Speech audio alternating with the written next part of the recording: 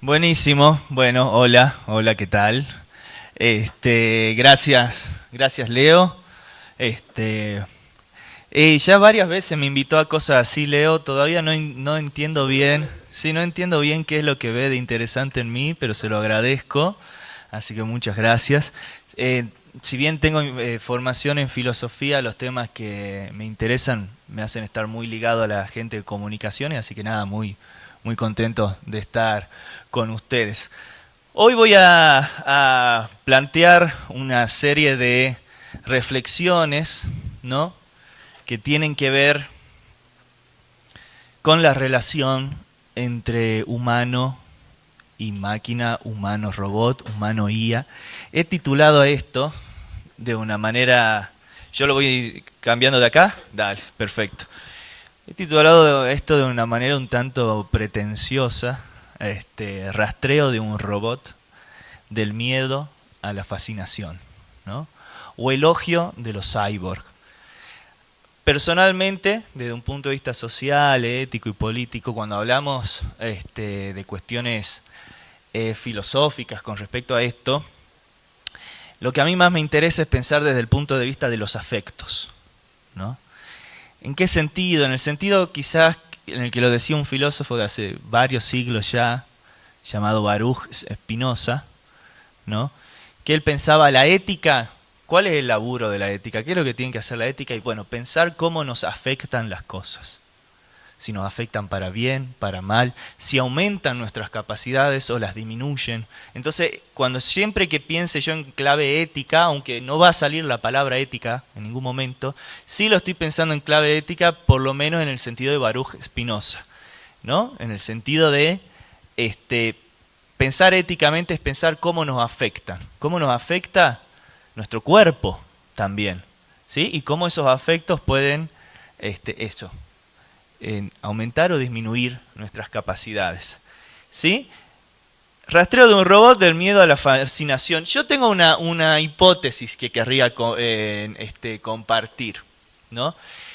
Desde hace un tiempo ya, desde la aparición misma del concepto de robot, hemos sido testigos de tres procesos diferentes con respecto a cómo nos afectan o cómo nos relaciona o cómo nos relacionamos o qué sentimos, para decirlo más en criollo, con respecto a los robots o la IA. ¿Sí? Creo que se han dado tres proyectos, tres procesos. En un comienzo, creo que hay un claro miedo a ser robots. Todo esto primero lo presento, después ya lo desarrollo, ¿no?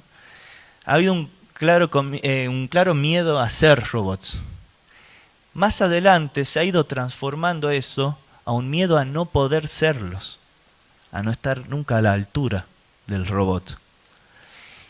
Y casi inmediatamente, que creo que es una etapa en la que estamos ahora, a la total asimilación y fascinación con los robots. Ya sin ningún miedo, ya sin ninguna crítica, ya directamente asimilándonos, ¿no? Casi un enamoramiento totalmente acrítico, ¿no? Entonces, voy a intentar desarrollar para mí cómo históricamente, de manera muy sencilla, no, esto no voy a hacer un gran repaso histórico, se han dado estos tres procesos para mí. Obviamente, aclaro primero, nada de lo que diga es universal, ¿no? Porque son tres procesos que más o menos creo identificar o propongo que identifiquemos, pero que posiblemente, pero pueden darse al mismo tiempo, uno después otro, o pueden darse de manera diferente, o puede haberse dado en otras situaciones exactamente lo contrario a lo que yo planteo. Entonces nunca es universal. Y después un pequeño asterisco, ¿no? Como para que quede un poquito claro, una cuestión más conceptual. Yo voy a hablar en términos de una continuidad entre robot, el concepto de robot y el concepto de IA, ¿no? De inteligencia artificial. Si nos ponemos quisquillosos, estrictamente no es lo mismo, ¿sí? Pero si me pongo a profundizar en eso, esto va a durar 4 horas y media y no es la idea, ¿no? Entonces voy a hacer como una continuidad entre el concepto de robot y el concepto de IA. Como decía muy bien Leo, a mí personalmente me interesa muchísimo el arte, aparte de la tecnología. todo lo que hago o investigo o siento, mi personalidad está en las tres cosas, una mezcla entre filosofía, arte y tecnología. Aunque mi tema favorito de investigación sea la tecnología, siempre está mediando el arte de por medio, mezclado con la filosofía, un híbrido en esas tres cosas. Por eso para este repaso histórico, en realidad yo voy a hacer mención de artistas y obras artísticas. No voy a mencionar ni filósofos, ni sociólogos, ni nada de esas cosas, porque creo yo que el arte siempre llega antes. El arte suele ser el primero, los artistas, los primeros en entender lo que está pasando. Después llegamos los comunicadores, los filósofos. Los filósofos llegamos cuando el arte ya llegó. Los filósofos, los comunicadores, los sociólogos, etcétera, todos nosotros que estudiamos estas cosas y leemos libros, etcétera. Llegamos a teorizar cosas que el arte ya... Cuando nosotros llegamos, el arte ya lleva un montón de tiempo trabajándolas. ¿Se entiende? Porque, repito, es una cuestión afectiva. Afectiva. Y si hay algo que sabe de afecto es el arte. Que creo yo, pequeña autocrítica para nosotros, a veces somos muy intelectuales, ¿no? Y dejamos un poco de lado lo afecto y lo sentimental, y me parece que está bueno pensar y crear e investigar también desde lo afectivo, ¿no? Que es lo que intento hacer y lo que intento proponer hoy. Entonces, para este pequeño recorrido, primero decía yo que en el primero de los casos planteaba, en el primer proceso sociohistórico, un proceso de subjetivación o como le querramos decir, hay un miedo a convertirse en robots, ¿no? Brevemente defino a qué interpreto por miedo. Hay un psiquiatra, un psiquiatra español que escribió hace un montón de años, pero que dio una definición de miedo que a mí me parece bastante relevante, bastante interesante, una definición hasta biológica, ¿no? No tan filosófica, nada de eso, que es la anticipación a un estímulo dañino. El miedo es una sensación que se nos viene cuando hay una anticipación a un estímulo dañino, o sea, nos anticipamos a algo que se viene malo. Diferente sería el entusiasmo, que es cuando nos anticipamos a algo que se viene bueno, lindo, ¿no? Acá están entrando las categorías éticas, ¿no? Lo bueno, lo malo, lo dañino, etcétera, ¿no? Porque, ¿en qué sentido propongo que se da primeramente un miedo a volverse a robot? Y bueno, vamos, posiblemente lo sepan, posiblemente no, pero vamos al origen mismo de la palabra robot, ¿no? El origen de la palabra robot no viene ni de la ciencia, ni de la filosofía, ni de un científico, ni de un técnico, viene del arte. La palabra robot se creó para una obra de teatro de Karel Capek de 1921. Esa obra, Robots Universales Rosum, ¿no? Rosum, yo lo escribí mal. Rusum, dice ahí, es Rosum, ¿no? Esa obra de arte, esa obra de teatro, que se siguen haciendo versiones a día de hoy, sabemos cómo el teatro, ¿no? Constantemente se están reversionando, es una clara crítica marxista al explotar. Estamos año 1921, ¿no? Llevamos muy poquitos años de que triunfó la revolución bolchevique, ¿no? Y es una clara crítica marxista del proceso de explotación del proletariado, de los burgueses al proletariado. Cosa que todos ya sabemos más o menos bien de memoria, la teoría básica, ¿no?, del marxismo. Acá hay un señor que representa a la burguesía, que tiene a fabricantes que son autómatas, ¿no?, explotados en sus fábricas, son autómatas creados artificialmente que los explota y hacen lo que él quiere, ¿no?, hasta que esos autómatas se rebelan. El chabón que escribió esta obra de teatro, Karel Capek, checo, ¿no?, pensaba en cómo le puedo poner estos autómatas, y empezó a pensar, y bueno, en su idioma existe la palabra robota, que quiere decir algo así como trabajo o labor, pero también se refiere a un periodo de servidumbre. Entonces, un posible significado, el sentido, no el significado directo, pero el sentido en el que se utilizaba en ese idioma la palabra robota, es para trabajo esclavo. Entonces, el concepto de robot nace como metáfora de la explotación, de la alienación, ¿no? ¿Se entiende? De cómo se nos explota a nosotros, estando siempre condenados a laburar para alguien y no tener una vida propia, deseos propios, ¿se entiende? Entonces el concepto de robot no nace ni siquiera en la ciencia ficción y no tiene que ver con una superación de las posibilidades humanas, sino que nace en realidad para metaforizar la explotación del ser humano. Por eso me refiero que en un comienzo el concepto de robot hace referencia a un miedo a ser robot. ¿Se entiende? No sé si me estoy explicando. Al poquito tiempo, este peliculón, para mí, soy bastante friki, así que una de mis películas favoritas de la historia es muda y dura 3 horas, ¿no? Pero bueno, es esta, Metrópolis, dura 3 horas, es muda, está la versión remasterizada en YouTube, está espectacular, ya está en inglés, pero es muda, tiene solo los pedacitos esos del medio del texto, ¿no? Que no es difícil de leerlos, que es la gran película Metrópolis de Fritz Lang. Metrópolis no hace más que expandir la metáfora y no tan metáfora, porque no es una metáfora en realidad, del robot que veíamos unos años antes en la obra de teatro de Capek, ¿no? En la obra de teatro Robot Universales Rossum. Porque en Metrópolis, ¿alguien acá tuvo la oportunidad de ver esa peli o no? ¿Sí? La recomiendo posta. Claro, ahora está la versión en YouTube, está una versión colorizada, toda.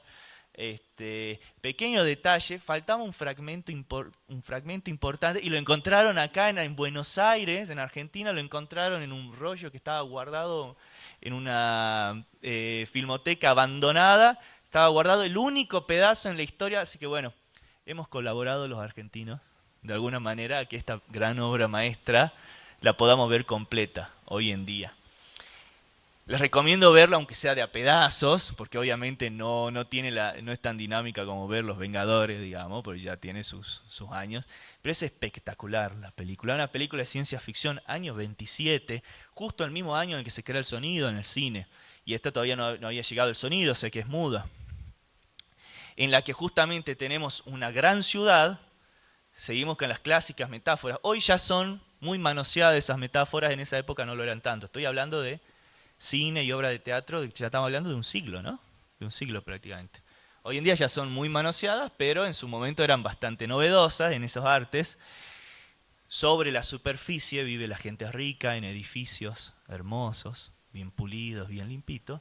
Bajo la superficie, en los subterráneos, vive la clase obrera que hace funcionar las máquinas que le hacen la vida cómoda a los de arriba, ¿no? Seguimos con la misma.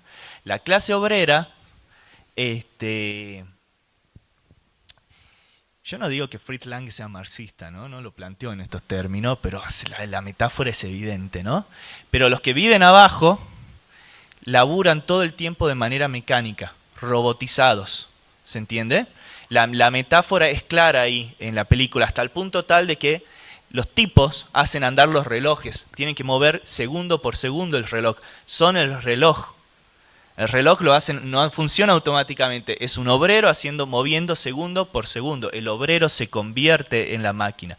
De nuevo, el miedo hacia el robot, porque esta película es una crítica a eso, ¿no? De hecho, es tan una crítica que el ser malvado, porque esta película es tan buena que hasta tiene un ser malvado, ¿no? El ser malvado es un robot, justamente. ¿Y qué es ese robotito que está ahí? Es un robot que justamente utilizan los más ricos para seguir sometiendo. No me voy a meter en detalles de la trama, ¿no? Y de hecho, si ustedes ven ese robot, en el fondo tiene la estrella satánica, ¿no? O sea, la metáfora más evidente no podría ser, ¿no? Acá, pero no se está satanizando la tecnología, porque los que hacían esto no eran luditas, ¿no? Hemos escuchado de los luditas que salieron a romper las máquinas, ¿no? Allá por 1811. No, sino era una crítica a la tecnología como forma de explotación del ser humano. Y en ese sentido había un miedo a la robotización. Es lo que planteo yo, pero basándome en estas cuestiones artísticas, ¿sí? Tener un miedo a la robotización, porque ser un robot no significaba lo que significa ahora. Ser un robot en esa época significaba ser un ser explotado que no tenía vida propia y laburaba todo el tiempo para hacerle la vida más cómoda a otro. El clásico término de alienación, enajenación, todos esos conceptos, ¿no?, que conocemos. Tenemos más imágenes de la misma peli. Este es un ejemplo también clásico, que quizás es el más famoso, pero llega tarde si vemos los ejemplos anteriores, ¿no?, que es el de Tiempos Modernos, de Charles Chaplin, ¿no?, en el que Charles Chaplin justamente es un laburante de la fábrica en la ¿cómo se llama la línea? Línea de ensamblaje, gracias. Es un laburante más de la línea de ensamblaje esa, ¿no? Y él está todo el tiempo así, todo el tiempo que su único laburo es ajustar una tuerquita, ¿no? Ajusta una tuerca, ajusta una tuerca. Se da un hábitus en él, para decirlo en términos de Bourdieu, ¿no? Se da un hábito en él que hasta cuando deja de ajustar la tuerquita, se le siguen moviendo los brazos como compulsivamente, como si siguiera ajustando la tuerquita, ¿no? Y de hecho hay una escena en la que él ya directamente se obsesiona tanto por ajustar la tuerquita que es engullido por la máquina. Robot significa... Esto es 1936, como le digo. Él llega tarde, es el ejemplo más famoso, pero llega tarde si vemos esta obra de teatro, si vemos Metrópolis, ¿no? Pero acá la metáfora es más evidente todavía. El robot, ser un robot significa ser engullido en tu humanidad por la máquina. ¿Se entiende? Que de hecho, si nos vamos un poquito más adelante, muy poquito más adelante, tenemos el gran ejemplo del Mago de Oz, en el que tenemos un personaje que es un robot. ¿Cuál es la característica del robot en esta peli? Que no tiene corazón. Esta peli que está basada en un libro, etc., pero yo vi la peli. No tiene corazón. Ser un robot significa no tener corazón. Ser un robot significa haber perdido todo de tu humanidad por laburar para alguien, por tu vida no tiene un sentido, porque sos explotado, porque estás alienado, enajenado, hasta el punto tal de perder el corazón. ¿Se entiende? Ahora bien, esto hasta acá el primer proceso que yo digo que se puede haber, que podríamos detectar. Repito, no es universal y estoy usando ejemplos aislados, ¿no? Ahora bien, esto no va a ser siempre así. Y va a empezar a cambiar un poco más adelante. En especial para mí, pero esto se puede discutir porque sabemos que las periodizaciones son todas relativas, pero hay algo fuerte a partir de los 70, ¿no? Existe una banda alemana, que no sé si lo ubican, se llama Kraftwerk, ¿no?, que es una de las... ¿Lo ubica alguien por acá o no? ¿Sí?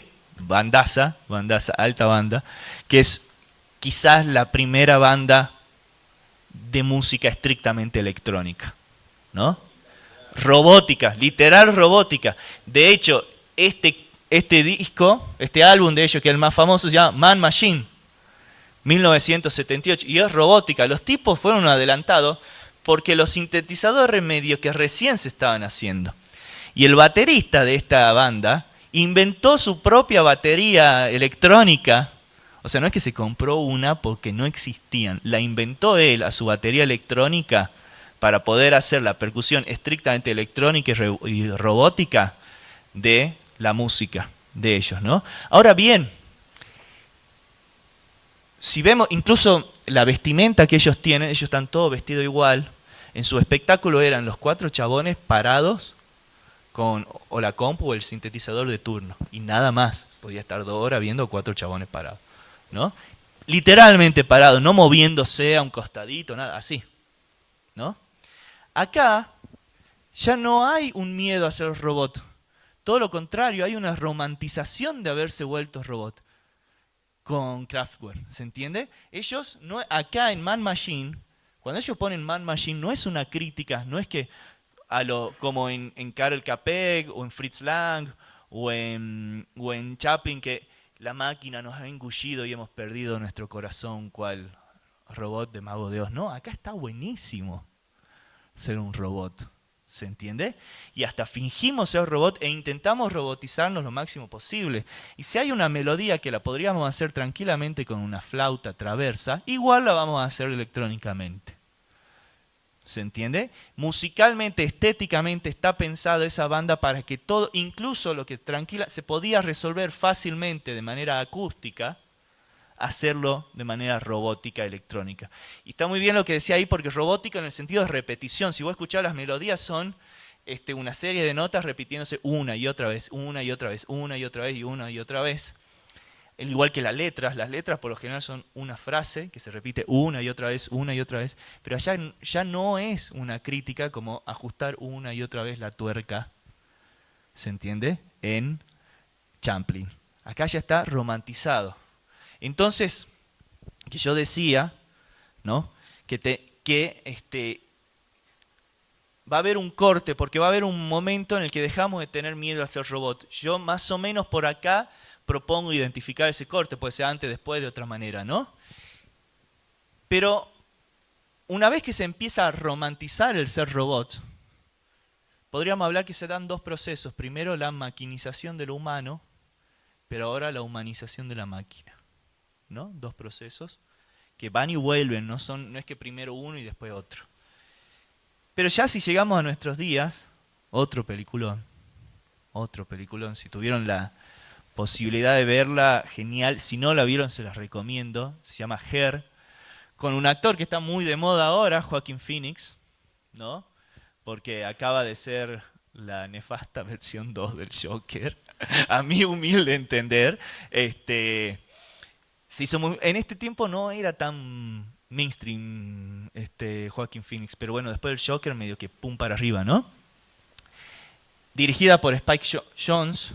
Fíjense, una película ya muy cercana en nuestros tiempos, 2013, pero que podría ser tranquilamente un capítulo de Black Mirror, esta peli, ¿no? Acá el chabón, en 2013 parecía una novedad.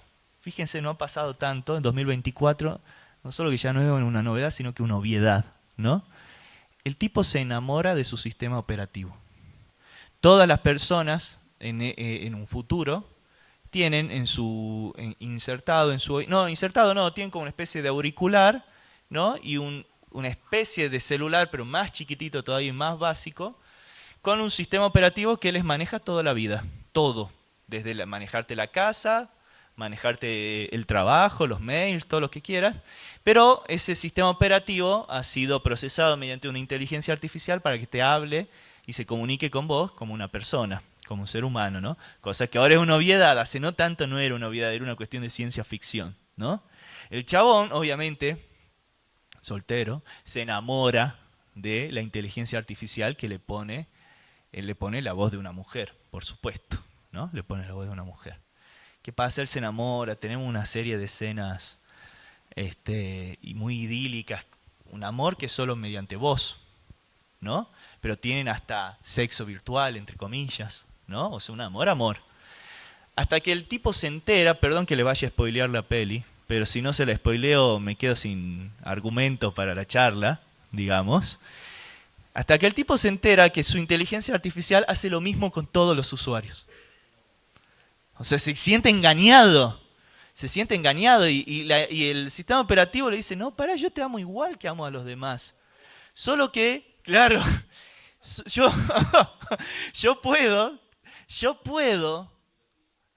oh, mentirosilla. No, pero ella le explica, que en él es un ella, en otro es un él, porque vos le podés configurar la voz como quiera, ¿no? Ella le explica, es que yo puedo hacer algo que vos no podés, yo puedo amar al mismo tiempo a muchas personas, literalmente al mismo tiempo, simultáneamente. Vos no podés hacer eso, por eso no me entendés.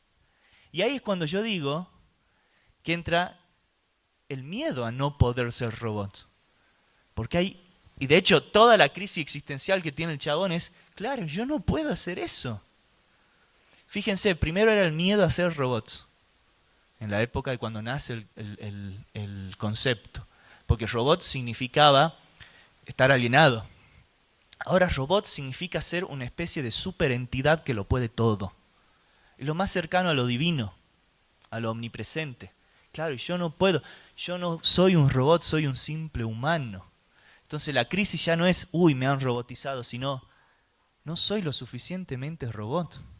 No puedo hacer eso. ¿Se entiende? ahí es como que tenemos este segundo proceso que planteo yo. Ahora bien, bueno, eso ponía justamente que el personaje no logra responder a las necesidades de la IA, que no está a la altura, y ahí está su gran crisis, ¿no? Que ya no teme no convertirlo en un robot, sino a no estar a la altura. Ahora bien, yo creo que muy poquito tiempo después, porque ahora los procesos se aceleraron, si el primero tardó décadas, ¿no? O cientos de años, si quisiéramos historizarlo de otra manera, ahora los procesos ya son ni siquiera de a año, creo que son de a meses, ¿no? Los procesos que se van dando. En el personaje de Joaquin Phoenix tenemos justamente una gran crisis por no poder llegar a ser como un robot, ¿no? Por aquellos límites que tenemos como ser humano y no llegamos a lo mismo. Muy poco tiempo después, creo que el proceso en el que estamos ahora, ya en términos generales creo que ese miedo está bajando. Ese miedo está bajando. Por supuesto que lo hay todavía y por eso estamos charlando acá de che, y si nos reemplaza la IA, porque la IA puede hacer cosas que yo no puedo, ¿no? Pero tenemos que ser más abiertos porque en términos generales somos nosotros los que somos muy críticos, ¿no? Porque quizá investigamos estas cosas, todo, pero esto a mí, algo que siempre repito, yo doy clase en secundaria, que es algo que a mí me fascina, no solo como docente, sino también como humilde investigador, porque yo creo que en los adolescentes vos detectás el presente.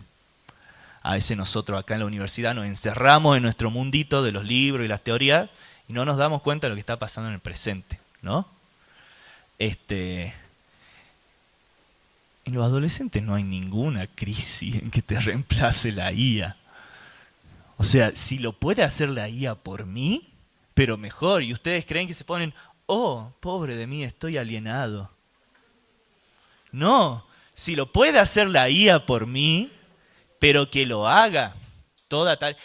Estoy diciendo a los adolescentes porque di el ejemplo de que doy clases a adolescentes, pero en realidad no lo veo solo en los adolescentes, en muchos, ¿no? Sí.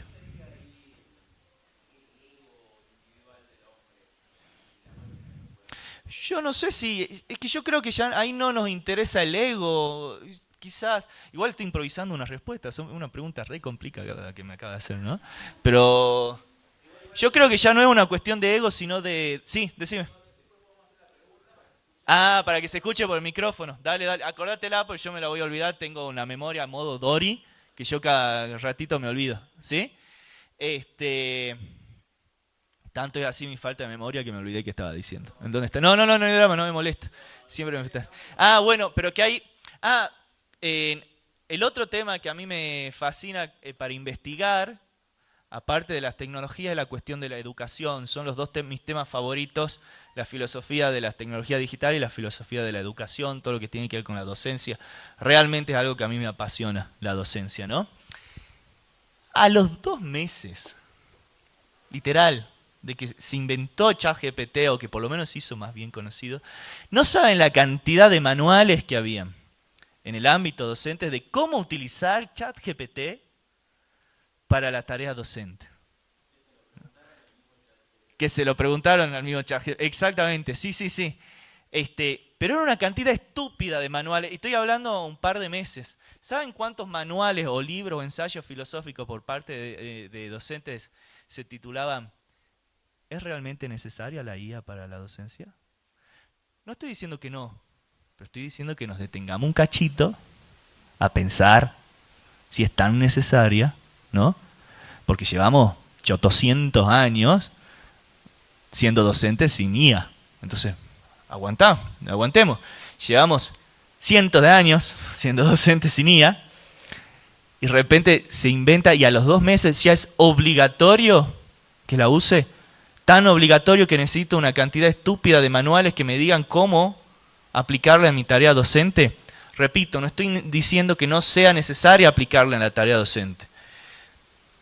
Lo que digo que es necesario es pararse un cachito a reflexionar y pensar hasta dónde sí, hasta dónde no. Pero eso es lo que no hace uno cuando está fascinado, ¿no? Por eso yo veo un paralelismo, ya que hablamos de afectos, con cuando estás enamorado o estás muy caliente. Cuando estás muy enamorado, muy caliente, no te parás a pensar. Te parás a pensar cuando ya te mandaste la cagada. Ahí recién, ¿no? Pero siento que estamos muy calientes con ChatGPT, que con estas IAs. Porque en realidad IA existe hace un montón. Solo que ahora le llamamos IA solamente a la IA generativa, que no es lo mismo, pero no me voy a meter en eso, ¿no? Y creo que hay una total fascinación de que automáticamente se asimila. Ojo, y mi humilde opinión acá es, nos detengamos un toquecito a pensar en qué asimilarlo, en qué no, si es realmente necesario. Porque en algunas cosas nos va a hacer mejor, ahí dijo Sebastián un montón de ejemplos buenísimos de cómo hacernos mejores periodistas, eso está fantástico. Pero otras cosas, yo les cuento un ejemplo de una cosa que me da ganas de agarrar una antorcha y empezar a quemar la ciudad, ¿no? ¿Qué es? Tengo colegas que agarran un texto, lo cargan a ChatGPT y le dicen, ChatGPT, generame 4 consignas de este texto. Los docentes se lo dan a los alumnos a esas 4 consignas. ¿Qué hacen los alumnos?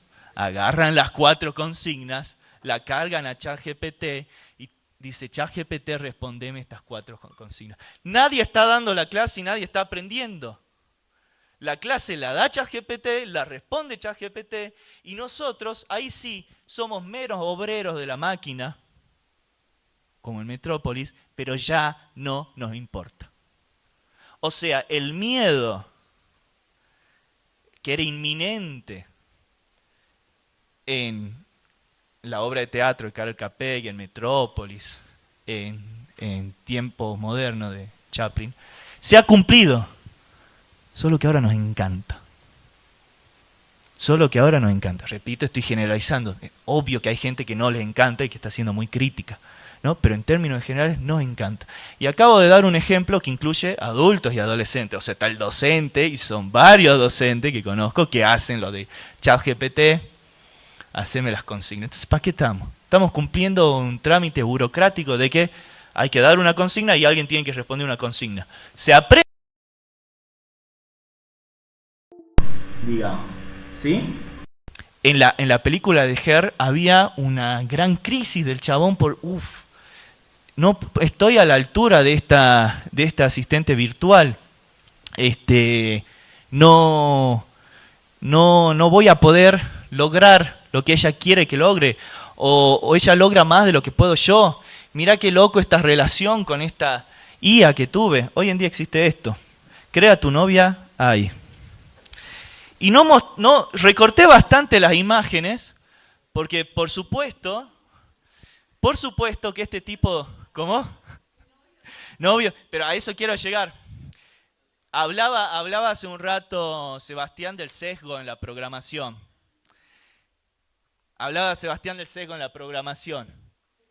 Este tipo de software tiende al pajerismo, ¿no? Importantemente, pero al pajerismo masculino, hegemónico, ¿no? Y verán que la mayoría de las mujeres son hegemónicas, son blancas, ¿no?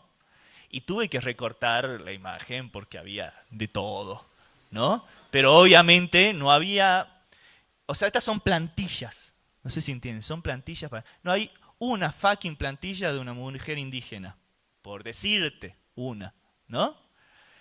¿Y a quién le importa? A nadie, ya nadie es como, o por lo menos a los que usan esto, sé que a mucha gente sí le horroriza esto, pero al que utiliza esto, está fascinado.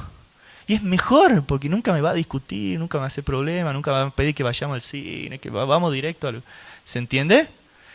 Y yo me zambullo en la máquina, me dejo tomar por la máquina hasta el punto de que tome mi corazón, igual que en el Mago 2, pero ya no me importa. Y eso es lo que me está preocupando mucho a mí. Creo que nunca, en términos generales, nunca hablaría a favor del miedo. Pero che, un toquecito de miedo. No digo volver a esa tecnofobia que inició el concepto de robot, pero un toquecito de miedo de esto. Porque creo que hay una total frivolización, fascinación, una calentura con esto. ¿Se entiende? Entonces, ¿qué propongo para esto? Hay algunos que proponen volver atrás, eliminar todas las tecnologías, ¿no? Es la solución del tecnofóbico. Después está el tecnofílico, que es que sí, que vengan todas las tecnologías, no reemplacen, que sean tremendos, todo, ya fue la humanidad, ¿no? Yo propongo ser cyborgs, pero ser cyborg críticos. El cyborg, bueno, algunas veces van a ver que lo escribo al cyborg con I latina, a veces con Y, se escribe de las dos formas y yo nunca me decido cómo escribirlo, ¿no? Pero cyborg lo pensemos como la relación y la complementación humano-máquina. Eso ya es cyborg. Lo que estamos haciendo acá es un proceso cyborg. Porque a veces pensamos cyborg como que yo me reemplace el brazo por un brazo biónico que puede levantar mucho. Eso es el cyborg en la ciencia ficción. Pero, que esto también viene de una autora llamada Donna Haraway, pero no voy a profundizar en eso, ¿no? Pero el cyborg es toda complementación humano-máquina, ¿no? Pero ser cyborg crítico, es decir, creo que no tenemos que acá ponernos, rechazar todas las tecnologías y aceptar todas las tecnologías, sino que tenemos que hacer un proceso de crítica, ¿no? Entonces, la solución, quizás, si podríamos plantearlo en términos de solución, no se trataría ni de aceptar todas las tecnologías, ni de rechazarlas todas, sino, eso me pongo ahí, buscar la mejor asociación posible entre carne y máquina técnica. Porque hace rato lo decía con el profe, ¿no? Todo es físico, es carne, electricidad. Cuando estamos hablando de estas cosas, estamos hablando de carne y electricidad, al fin y al cabo. ¿Se entiende? Y tenemos que buscar, cuando yo toco la pantalla y muevo esto, es una combinación entre carne y electricidad, y silicio, y coltán que acá hay metido. No hay nada fuera de lo físico. No se trata de eliminar esa relación, sino buscar las mejores, y ya no con la fascinación y la calentura del que se hace la novia hegemónica con inteligencia artificial. ¿Se entiende? Entonces, no ser tecnofóbico, pero mantener algo de la prudencia, quizá no miedo, pero algo de la prudencia de ese comienzo. No ser tecnofílicos tampoco, de aceptarlo todo, sino un concepto que yo quiero proponer, que es el de que seamos tecnocríticos, ¿no? ¿Qué es ser tecnocrítico? Esto, buscar la mejor asociación posible entre la carne y la máquina. Y para terminar, también creo que hay ejemplos en el arte fantásticos de esto, ¿no? ¿Nos están apurando? ¿Tengo que apurarme? ¿Tengo que irme? Bueno. Hay ejemplos fantásticos en el arte también de esto. Menciono dos, simplemente para terminar. Una gran artista, se llama Björk, hay un clip, ¿no? Justamente con el concepto de amor, ¿no? Que es All is Full of Love, que les recomiendo mucho ver ese clip, justamente de dos robots que se enamoran, ¿no? Pero se enamoran posta. Son robots, pero que se enamoran y que hasta tienen relaciones y se acarician. No es la calentura de crea tu novia ahí, ¿no? Se enamoran, ¿no? Y después, obviamente teniendo el arte como metáfora, digo yo, son los artistas actuales como metáfora de cuál para mí es la actitud que tenemos que tener ante esto, ¿no? Y un último ejemplo, les recomiendo esta artista, si no la conocen, se llama Arca. Es una performer, hace principalmente música electrónica experimental, pero también hace espectáculos, se maquilla, se hace su propia vestimenta, es una genia, Arca, y hace mucho arte visual, así, de estas cosas. Ella misma como la construcción de un edificio, pero sin olvidar lo sensual y la carne de ser ella misma. No es edificio, es ella y edificio. ¿Se entiende? Entonces ya como para ir cerrando, creo que tenemos que buscar aparejamiento o asociación entre humanos y máquinas técnicas que no sean ni de sometimiento, ni de subordinación, ni de explotación, pero ojo, tampoco de fascinación y calentura, ¿no? Y bueno, con esto termino justito, les agradezco.